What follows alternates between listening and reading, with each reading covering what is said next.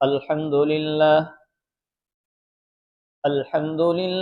नहमदुहु व नस्तईनुहु व नस्तगफिरुहु व नु'मिनु बिहि व नतवक्कलु अलैहि व नऊज़ु बिल्लाहि मिन शुरूरि अनफुसिना व मिन सय्यिआति अअमालिना मन यहदिहिल्लाहु फला मुदिल्ल लहु व मन युद्लिलहु फला हादिय लहु ونشهد أن لا إله إلا الله وحده لا شريك له ونشهد أن سيدنا ومولانا محمدا عبده ورسوله صلى الله تعالى عليه وعلى آله وأصحابه وسلم تسليما كثيرا كثيرا وداعيا إلى الله بإذنه وسراجا منيرا أما بعد فأعوذ بالله من الشيطان الرجيم بسم الله الرحمن الرحيم وما كان الله ليعذبهم وأنت فيهم وما كان الله معذبهم وهم يستغفرون صدق الله مولانا العظيم قال الله تبارك وتعالى في شان حبيبه إن الله وملائكته يصلون على النبي يا أيها الذين آمنوا صلوا عليه وسلموا تسليما اللهم صل على سيدنا محمد وعلى آل سيدنا محمد وبارك وسلم قابل सद तकरीम मुअज़्ज़ज़ उलमाए किराम, बुजुर्गान मोहतरम और अजीज साथियों, गुज़श्ता हफ्ते मैंने आप हजरात के सामने इस्तिग़फ़ार के मुताल्लिक बातें अर्ज़ की थी। इसमें दो पहलू पर मैंने बात आप हजरात के सामने रखी थी। एक ये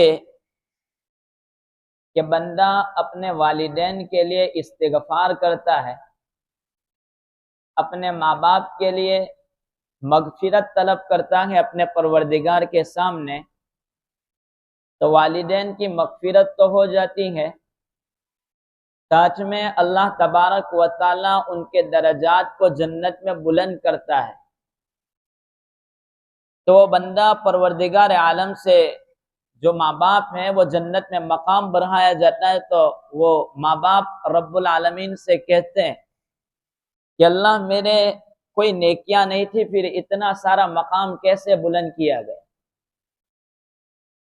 तो वो कहते हैं तेरे बच्चे ने तेरे लिए इस्तिग़फ़ार किया था, तेरी मग़फ़िरत तलब की थी, इसलिए तेरे मकाम को इतना बढ़ा दिया गया। तो वालिदैन के लिए मग़फ़िरत की दुआ का एहतिमाम करें। दुनिया में तो हम उनके एहसान का बदला चुका नहीं सके, जिंदा हो तो उनके लिए बरकत व आफियत की दुआ करें और साथ में मग़फ़िरत की दुआ करें, और अगर इंतकाल कर चुके हैं तो अपने वालिदैन के लिए मग़फ़िरत की दुआ का एहतिमाम करें, ये उनका हक। दूसरी चीज, अपने लिए खुद इस्तिग़फ़ार करना। इसको मैंने एक बात नकल की थी मुल्ला अली कारी रहमतुल्लाहि अलैह की। वो ये कि मुल्ला अली कारी रहमतुल्लाहि अलैह लिखते हैं कि एक बंदा इबादत के जरिए, तक़वा के जरिए, परहेजगारी के जरिए, नफल इबादतों के जरिए, कुरान की तिलावत के जरिए अल्लाह तबारक व तआला की तरफ से इनाम व इकराम का मुस्तहिक होता है कि इसको इनाम दिया जाए। तो इस्तिग़फ़ार करने वाला जो बंदा है वो भी इसी तरीके से इनाम व इकराम का मुस्तहिक होता है कि दोनों का लेवल बराबर हो जाता है। एक तरफ तकवे वाली जिंदगी वाला और दूसरी तरफ इस्तिगफार करने वाला भी उस लाइन में आ जाता है। हजरत अली करमल्लाहु वजहहू फरमाते हैं कि जिस बंदे को 4 नेमतें मिल गई, 4 चीजें, वो 4 चीजों से कभी महरूम नहीं रह सकता। जिसको 4 दौलतें मिल गई, 4 इनाम जिस बंदे को मिल गए, वो दूसरी 4 चीजों से कभी महरूम नहीं रह सकता। पहली बात, हजरत अली रजी अल्लाह ताला अन्हु फरमाते हैं कि जिस बंदे को दुआ मांगने की तौफीक मिल गई, वो बंदा दुआ की कबूलियत से महरूम नहीं रह सकता। कुरान करीम का इरशाद है, उदऊनी अस्तजिब लकुम, तुम मुझसे दुआ मांगो, मैं तुम्हारी दुआ कबूल करूंगा। लेकिन आजकल आलम यह है कि हमारे पास दुआ मांगने की फुर्सत ही नहीं है, वक्त ही नहीं है। इमाम ने सलाम फेरा, भागना शुरू कर देते। हाल यह है कि जिस बंदे ने कोई नेक काम किया, नमाज पढ़ी, नफल पढ़ी, कुरान की तिलावत की, कोई भी इबादत की, और उस वक्त वो बंदा बगैर दुआ मांगे हुए निकल जाता है, तो ऐसा है गोया कि वो मरे हुए गधे पर से गुजर गए। इमाम जो दुआ करता है नमाज के बाद जोर से, वो तो कुछ सिखलाने के लिए कि उम्मत को दुआ मांगने का तरीका आ जाए, वरना दुआ का हकीकी तरीका तो यह है कि हर एक को अपनी अपनी दुआ करनी चाहिए नमाज के बाद। अब किसी की क्या जरूरत है, वो इमाम को क्या मालूम। किसी का बच्चा नाफरमान है, दुआ करने, इमाम को क्या मालूम। हर एक को अपनी प्राइवेट अलग दुआ आहिस्ता करना है। ये तो कुछ तरीका कभी कभी जोर से इमाम कर देता है, वो इसलिए है कि आप सीख जाओ कि दुआ कैसे मांगने की। कुरान करीम में यह है कि उदऊनी तदर्रुअ व खुफिया, कि दुआ अल्लाह से आजीजी के साथ मांगो और छुपे तौर पर मांगो, आहिस्ता से मांगो। चाहे अपनी जबान में मांगो, गुजराती में मांगो, कहो कि अल्लाह मेरी ये जरूरत पूरी कर दे। नमाज के बाद एक दुआ मकबूल होती है बंदे की, दुआ मांगना चाहिए। हजरत अली फरमाते हैं, जिसको दुआ मांगने की तौफीक मिल गई, वो बंदा कबूलियत से महरूम नहीं रह सकता, क्योंकि अल्लाह है देने वाला। दूसरी चीज हजरत अली फरमाते हैं, जिसको इस्तिगफार की तौफीक मिल गई, मगफिरत के बगैर चारा नहीं, उसकी मगफिरत होके रहेगी। चलते फिरते अस्तगफिरुल्लाह की पाबंदी, जो बंदा अस्तगफिरुल्लाह की पाबंदी करता है, अल्लाह तबारक व तआला उसके गुनाह माफ कर देते। कुरान कहता है, वमन यअमल सूअन अव यज़लिम नफ्सहु सुम्मा यस्तगफिरिल्लाह यजिदिल्लाह गफूरर रहीमा। अगर कोई गुनाह हो गया तो अपने परवरदिगार से अस्तगफिरुल्लाह कहो, माफ कर देगा। लेकिन आजकल इस मामले में बड़ी कोताही है। शैतान को जब अल्लाह तबारक व तआला ने निकाल दिया, धुटकार दिया, रांदा कर दिया, तो शैतान ने कसम खाई कि अल्लाह तेरी इज्जत की कसम, मैं तेरे बंदों को नेक काम करने नहीं दूंगा, गुमराह करूंगा, और उनके रास्ते के लिए मैं आर बन जाऊंगा, नेक रास्ते के लिए। अल्लाह तबारक व तआला ने उस वक्त कसम खाई, व इज्जती व जलाली व इर्तिफाई मकानी, मेरी इज्जत की कसम, मेरे जलाल की कसम, मेरे ऊंचे मर्तबे की कसम, ला अज़ालु अस्तगफिरु लका, कि मैं बराबर बंदे को माफ करता रहूंगा जब तक कि मेरा बंदा जब तक के मगफिरत तलब करता रहेगा। अगरचे शैतान बहकाता रहे, आप अस्तगफिरुल्लाह पढ़ते रहे। हजरत अली ने दूसरी बात फरमाई, अस्तगफिरुल्लाह बंदा विर्द करता रहता है तो मगफिरत उसकी हो जाती है। ऐसा नहीं कि आदमी जैसा वैसा पढ़ता रहे,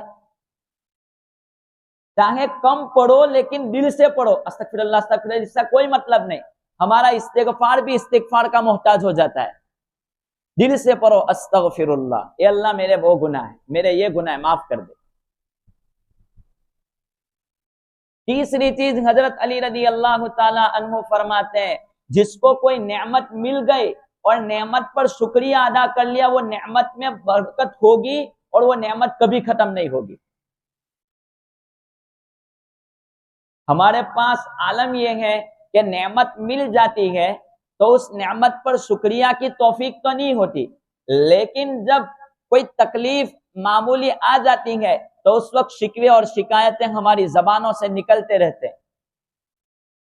शुक्रिया का मादा हमारी जबानों से निकल गया, हमारे दिलों से शुक्रिया निकल गया। उरवा इब्ने जुबैर रदी अल्लाह रहमतुल्लाह अलैह बहुत बड़े ताबी है। वो एक मर्तबा दिमश्क के लिए रवाना हुए कि चलो मुझे दिमश्क जाना है। वलीद इब्ने यजीद के पास वो पहुंचे दिमश्क।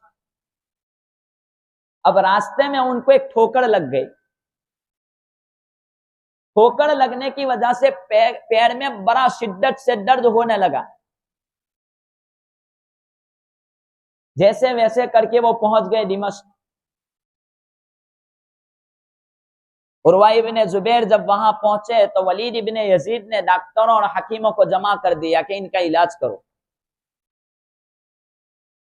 तमाम डॉक्टरों की टीम ने यह फैसला कर दिया कि इनका पैर काटना पड़ेगा, कोई इलाज नहीं है।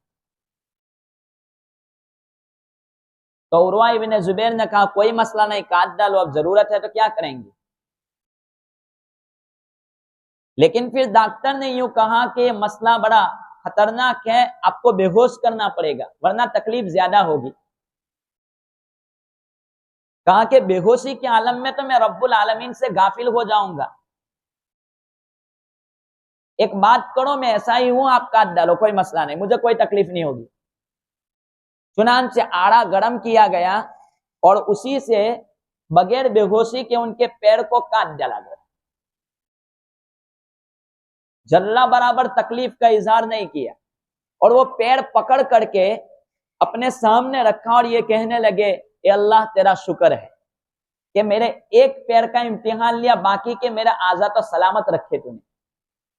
अभी ये दुआ से फारिग ही नहीं हुए थे कि एक आदमी ने आकर के खबर दी, आपका बेटा छत पर से गिरा, इंतकाल हो चुका। तो कहने लगे इन्ना लिल्लाहि व इन्ना इलैहि राजिऊन, मेरे बेटे की मौत तो आ गई लेकिन मेरे घर दूसरी जाने तो अल्लाह ने सलामत रखी, अल्लाह तेरा शुक्र है।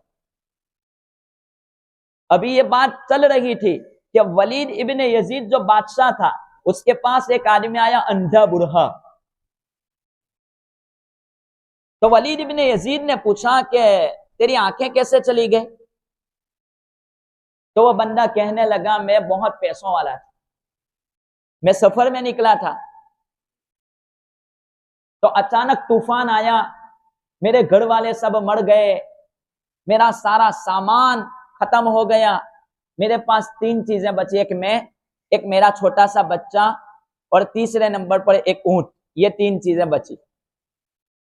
तो वो ऊंट जा रहा था तो मैंने सोचा चलो ऊंट की लगाम पकड़ लूं। तो ऊंट को पकड़ने गया तो पीछे से बच्चे के रोने की आवाज आई, तो मैं वापस आया, ऊंट को छोड़ दिया। तो मैं देख रहा हूं कि एक भेड़िया मेरे बच्चे का लुकमा बना रहा है। अब मेरे देखते हुए बच्चा भी खत्म, 2 आदमी, 2 चीज बची, एक मैं और ऊंट। तो मैंने कहा चलो सब चला गया, कम से कम ऊंट को पकड़ लो। तो मैं ऊंट को पकड़ने के लिए पीछे भागा। तो मैं ऊंट को पकड़ने लगा तो ऊंट ने अपना चेहरा घुमाया, अपना मुंह घुमाया, तो जिसकी वजह से मेरी दोनों आंखें भी चली गई। तो मैं ऊंट न पकड़ सका और बेयारो मददगार ऐसा अंधा यहां पर मैं पहुंचा, कोई चीज मेरे पास नहीं बची। वलीद इब्ने यजीद कहते हैं कि उरवा इब्ने जुबैर को कह दो कि तुझसे ज्यादा सब्र करने वाला ये है, नेमत का शुक्रिया अदा करने वाला ये है। अब हमारा मसला नेमत के शुक्रिया में क्या है वो हम खुद सोच सकते हैं। एक एक नेमत उठा करके देखो, ये पानी अल्लाह तबारक व तआला की कितनी बड़ी दौलत और कितनी बड़ी नेमत है, हम कैसे उसको इस्तेमाल करते हैं। जिन इलाकों में बारिश कम होती है, राजस्थान वगैरह इलाके में, और सऊदी अरेबिया, उन इलाकों में जाकर के आप बारिश और पानी के कतरों की कीमत पूछो। हम मस्जिदों में आते हैं तो उस वक्त पानी जैसी नेमत की कदर कैसे करते हैं। उलमा ने फतवा लिखा है कि अगर कोई बंदा वुजू करते वक्त 3 मरतबा आजा को धोना सुन्नत है, अगर कोई बंदा तीसरी से चौथी मरतबा अपने शक की वजह से चौथी मरतबा पानी बहाता है तो वो गुनहगार है, हराम है, जायज नहीं है। वक्फ के माल में एक कतरा आप जाया नहीं कर सकते। यह है पानी का अंजाम। अवलन तो ये जो वुजू खाने रखे गए थे वो मुसाफिरों के लिए थे कि बाहर से आने वाला कोई बंदा वुजू कर लेता। हकीकत में अड़ोस पड़ोस वाले जो होते हैं उनको तो ये बेहतर है कि मस्जिद घर से वुजू करके तशरीफ लाए। एक उमरा का सवाब मिलता है, मकबूल उमरा का। खैर में तो ये कहना कि वक्फ की जो चीजें हैं इसको संभालना चाहिए कि इसको बेजा जाए ना। ऐसा नहीं कि फिर घर पे भी पानी आदमी बहाता रहे, मुफ्त में मिलता है तो कोई मसला नहीं, ये नेमत है अल्लाह तबारक व तआला की। इसी तरीके पर मस्जिद में हम आ रहे हैं नमाज के लिए, वक्फ की बात चली है तो एक और मसला जिक्र कर दूं। मस्जिद में ये पंखे, ये लाइटें, ये एसियां, ये सब वक्फ की मिल्कत है। जिसने पैसे दे दिए मस्जिद में वक्फ हो गया। बात थोड़ी कड़वी है लेकिन समझने जैसी है। अब कोई बंदा मस्जिद में नमाज के लिए पहुंचा, उसने पंखा चालू किया, चलो इजाजत है। दूसरा बंदा आया, दूसरी जगह पर गया, दूसरा पंखा चालू किया। तीसरा बंदा आया, तीसरा पंखा चालू किया। आप अपने घर पर अगर नमाज पढ़ना चाहते हैं तो एक कमरे में अगर नमाज कोई बंदा पढ़ता है तो वो दूसरे कमरे में दूसरा पंखा चालू करके नमाज करेगा, तीसरा तीसरे कमरे में जाकर के पंखा चालू करके नमाज पढ़ेगा। क्या ख्याल है आपका? ये ख्याल करेंगे कि एक पंखे नीचे चीज के अगर 4, 5, 6 आदमी नमाज पढ़ सकते हैं तो पढ़ लें, दूसरे पंखे की इजाजत नहीं है। ये वक्फ की मिल्कत है, इसको समझें। एक और बात जो दिल पर चोट लगने जैसी है, खतरनाक, कि मस्जिद में जब हम इनफिरादी काम से फारिग हो जाएं, अपने अलग अलग काम से फारिग हो जाएं, तो इज्तिमाई काम के लिए अपने पंखों को अलग अलग इस्तेमाल न किया करें। अब तालीम यहां पर होती है, एक बंदा एक पंखा चालू करके उधर बैठा है, दूसरा दूसरी तरफ बैठा है, तीसरा तीसरी तरफ बैठा है। या आप अपने घर पे मेहमान आते हैं तो अलग अलग कमरों में अलग अलग पंखों के साथ बिठाते हैं। यह वक्फ की मिल्कत है, आप इसको बेजा इस्तेमाल नहीं कर सकते। इसके साथ साथ दूसरा मसला भी सुन लें कि अगर तालीम हदीस की हो रही है तो ऐसी हदीस के तालीम के वक्त आपकी गफलत ये ज़ेबा नहीं है कि आप कोने में बैठ करके तालीम सुनते रहें और यह हदीस की तालीम होती है। कदर कर लें इसकी, वरना यह नेमत छीन ली जाएगी। रसिया में जब कुरान करीम और हदीस पर पाबंदी लगा दी गई, उस वक्त कुरान की तालीम पर पाबंदी क्या, कोई कुरान की तालीम नहीं दे सकता। अगर कोई कुरान की तालीम देता है तो उसको कैद करके जेल में बंद कर दिया जाएगा। तो उस वक्त रात को 2 बजे उठ करके रसिया के छोटे छोटे बच्चे और बड़े लोग जनाजा लेकर के कब्रिस्तान जाते। कितने बजे? रात के 2 बजे जनाजा उठा करके, और जनाजा बनावटी होता था, कोई मुर्दा नहीं होता था, जनाजा बनावटी, उसको उठा करके रात को 2 बजे कब्रिस्तान जाते थे। अभी पाबंदी नहीं है, पहले रसिया में पाबंदी थी। पूछ लेना हालात लोगों से। तो कब्रिस्तान जाते हैं और कब्रिस्तान में जाकर के पुलिस वाला पूछता, अभी 2 बजे लोग कहा कि जनाजा मौत हो गई, दफन करने के लिए आए हैं। मसला खत्म हो जाता, वो चला जाता पुलिस वाला। फिर कब्रें खोदी हुई होती थी, छोटे बच्चे कब्रों में उतर जाते थे और कुरान की तिलावत और कुरान की तालीम बच्चों को ऐसी हालत में दी जाती थी। कदर कर लो इस कुरान की, ये हदीस की कदर कर लो। बुखारा, समरकंद, ये तमाम इलाकों में हदीस की किताबें लिखी गई, लेकिन आज वहां पर कोई नमाज पढ़ने वाला भी नहीं है। तो इतनी ज्यादा अगर कोई लेक्चर देने वाला आ जावे तो ऐसे वक्त में हम लोग बैठ करके पहली सीट पर बैठना चाहते हैं, और हदीस का जब कलाम हो रहा हो तो हमें इतनी भी परवाह नहीं।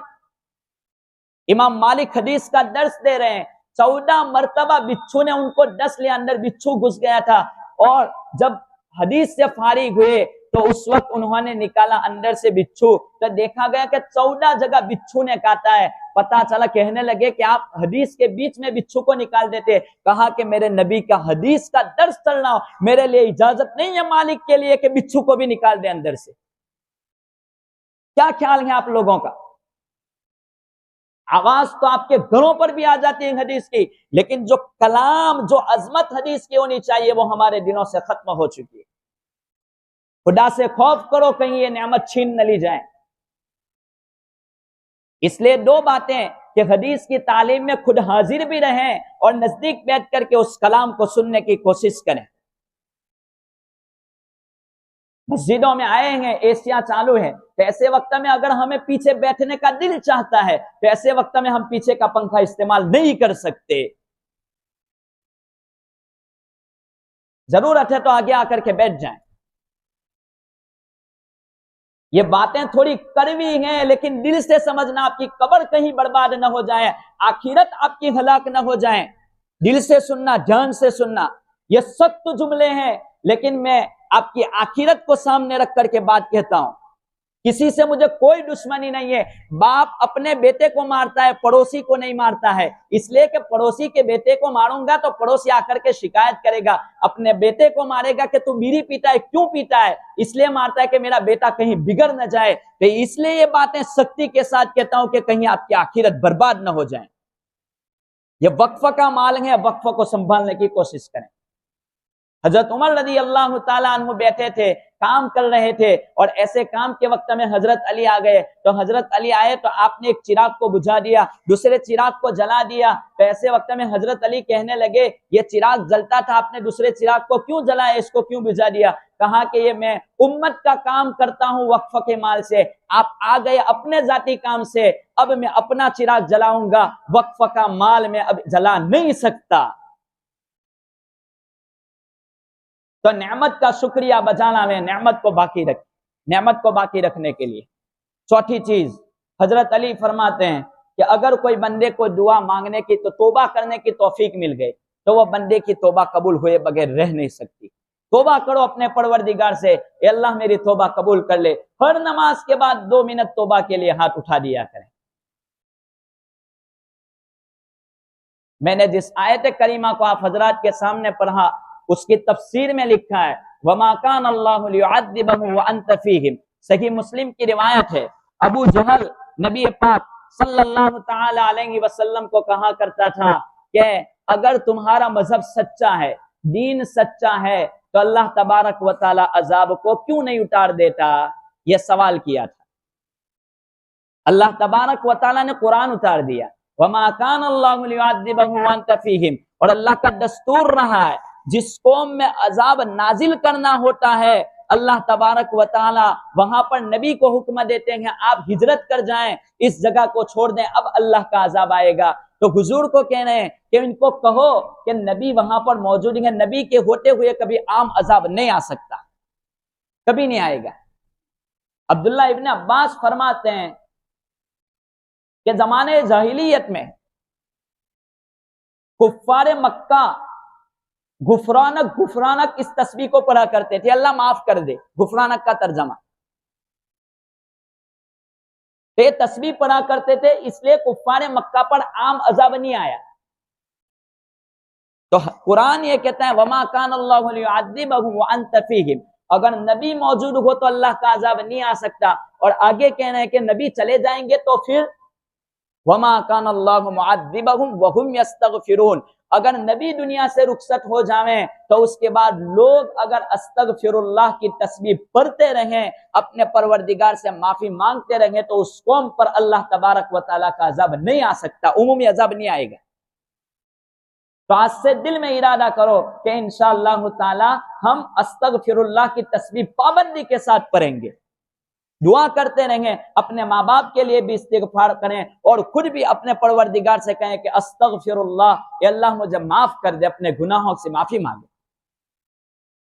अल्लाह तबारक, बातें बहुत सारी थी, एक मुख्तसरन बात जिक्र करके अपनी बात खत्म कर दूं। एक सहाबी अल्लाह के रसूल के पास आए, उनकी बहुओं के बाल लटक गए थे, बड़े बूढ़े थे, और आकर के कहने लगे उसके कोई गुनाह ऐसा नहीं था जो उसने छोड़ा हो, बहुत गुनाह किए थे। सहाबा कहते हैं कि अगर उसके गुनाह को लोगों पर तकसीम कर दिया जाए तो अजाब आ जाए। कहा कि अल्लाह के रसूल मेरे लिए माफी का कोई रास्ता? कहा कि है। कहा कि तौबा कर और ये गुनाह छोड़ दे। उस बंदे वो कहता रहा अल्लाहु अकबर अल्लाहु अकबर अल्लाहु अकबर। कितने भी गुनाह हो जाएं, अस्तगफिरुल्लाह की पाबंदी करो। अल्लाह तबारक व तआला इन बातों पर हमें अमल पैरा होने की तौफीक अता फरमाए। आमीन व आखिरु दावाना अनिल हम्दुलिल्लाहि रब्बिल आलमीन।